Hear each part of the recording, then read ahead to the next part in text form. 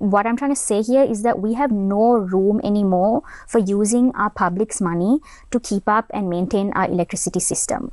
We actually need to be looking for private capital in order to be able to, achieve some of those objectives and aspirations in like an energy secure future, to be able to even export energy. To be able to do that, the only way is to actually rely on capital, private capital. I'll tell you some of a few other reasons for why we actually have no space to rely on public, money at all.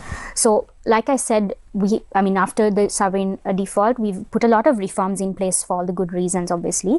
For example, with the Public Financial Management Act of 2024, there's a regulation to cap primary expenditure at about 13% of GDP.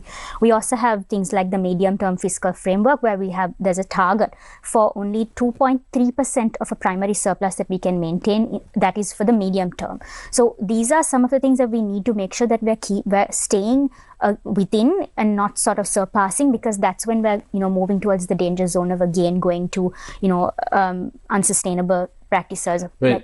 Basically, we cannot be borrowing willy-nilly anymore and just shoveling it to the CEB or any other state-owned enterprise.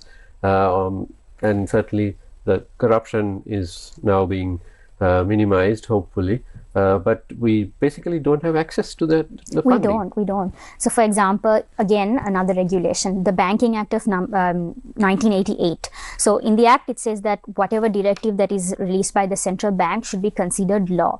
So, in 2024, the central bank, they released a directive saying where they kind of increased the single borrower limit, which is like, if you take a domestic bank, it is the cap or the sort of extent that it can actually give credit to a single group of borrowers or a borrower, right?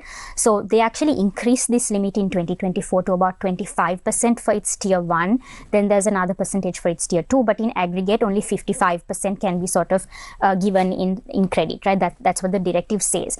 So before the 2024 directive was released, there were certain exceptions, Niresh, that were given to national interest projects, national infrastructure projects, which the CEB and other SOEs could use as an exception or gateway to get access to more funds from domestic banks, right?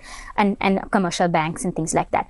The 2024 directive now actually says that that's not even allowed anymore. There is no exception now that is given for national infrastructure projects or projects for like the national interest. So the CEB can't even rely on those sort of means to actually get money from the domestic system.